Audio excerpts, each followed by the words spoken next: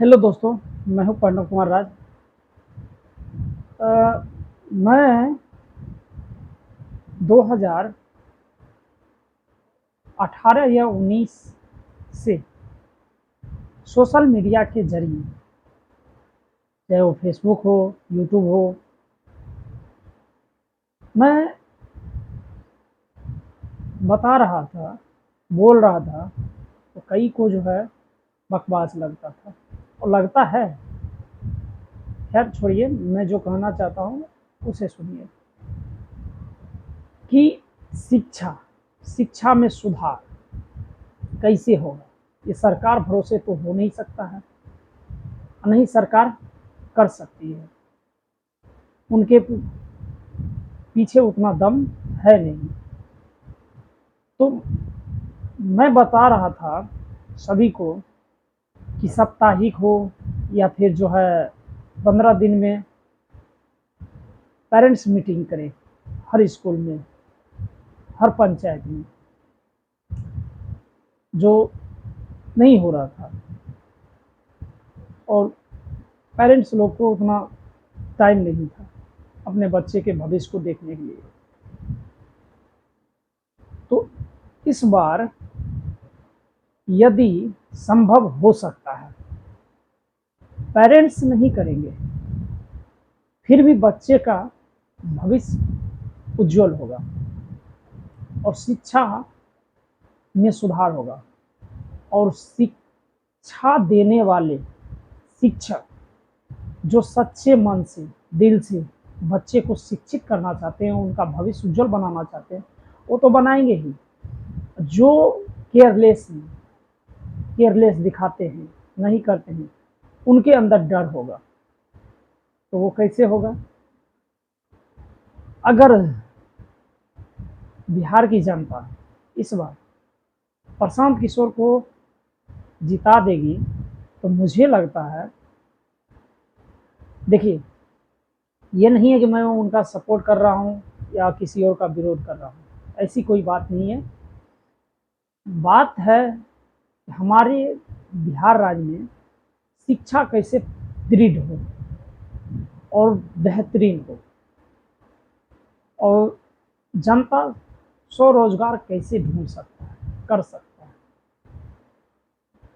अब मैं इसलिए बता रहा हूँ कि प्रशांत किशोर अभी तक तो कोई नेता जीते हैं, 15-20 साल 25 साल से राज करते हैं और किए हैं, कोई ऐसा किया नहीं है। लेकिन प्रशांत किशोर ऐसा कर दिए हैं कि हर पंचायत में, हर प्रखंड में सोशल मीडिया के जरिए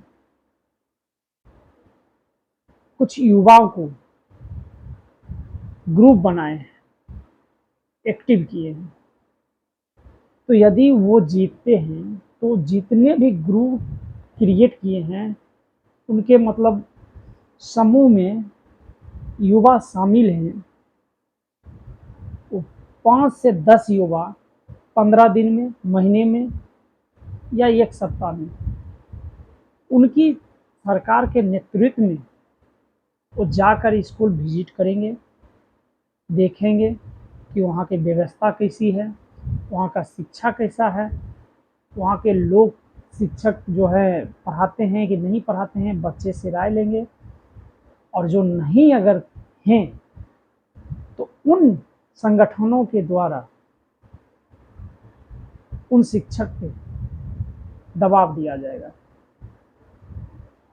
तो हमें लगता है ऐसे में सुधार बहुत होगा, क्योंकि मैं भी जुड़ा हूँ, देखा हूँ कि मेरे पंचायत में उन्होंने एक माहौल तैयार किया युवा का, और उसमें सबको जोड़ा है, सब कोई जुड़ा है। उसी तरह हर क्षेत्र में उन्होंने जोड़ा है। तो पेरेंट्स ना सही तो युवा जो है कर सकते हैं, और युवा से प्रशांत किशोर जी करवा सकते हैं। चलिए, ये तो शिक्षा में सुधार हो जाएगा अगर उनकी सरकार रहे तो, और नहीं भी है उनकी सरकार तो भी वो करवा सकते हैं। लेकिन फर्क इतना होगा कि उनके सरकार ना रहने पर विपक्ष के दल से दबाव आएगा, युवा पे उल्टी सीधी बातें होगी और युवा को धमकाया भी जा सकता है। अब रही बात रोजगार की, तो शिक्षा रहेगी, रोजगार स्वयं कर सकते हैं। और एक बात और मैं बता दूं कि अगर बीते साल में जितने वर्ष ये सरकार जो है राज किए हैं, चाहे वो नीतीश की राज हो या फिर लालू की, बहुत को बुरा लगेगा, पर बुरा से काम नहीं चलने वाला है। बुरा लगने से बिहार बदलने वाला नहीं है।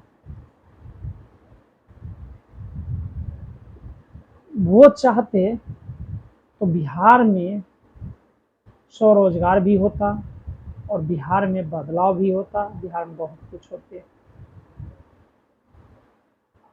आप देखिए कि हर साल स्टूडेंट निकलते हैं, diploma, ITI, BTech, medical, graduate,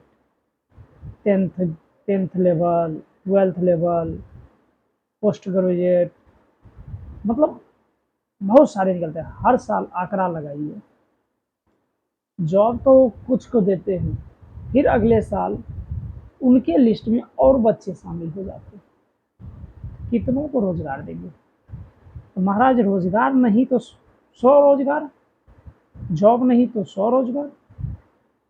आप एक ऐसी व्यवस्था बनाते, संस्था बनाते, जो टेक्निकल क्षेत्र में जितने भी हैं, मेडिकल से या फिर जो है आईटीआई डिप्लोमा से, टेक्निकल क्षेत्र वाले स्टूडेंट का अपने ही कॉलेज में इंटरव्यू लेकर के उसका सिलेक्शन करके आप एक प्रोजेक्ट देते, उस प्रोजेक्ट पे कम ही सही पैसे देते और वो पढ़ता भी और उस प्रोजेक्ट को आगे बढ़ाता भी। क्या पता उस प्रोजेक्ट में ऐसा प्रोजेक्ट कोई बना दे, कोई बनाता जिससे पूरे बिहार सहित पूरे देश में हाहाकार मचा देता। और ऐसे शिक्षित और ज्ञान का प्रसिद्ध स्टूडेंट होते हैं, हमारे साथ भी थे, हमारे दोस्त लोग भी थे, हम लोग भी शामिल थे, पर साधन ना होने के कारण कोई कुछ नहीं कर पाए।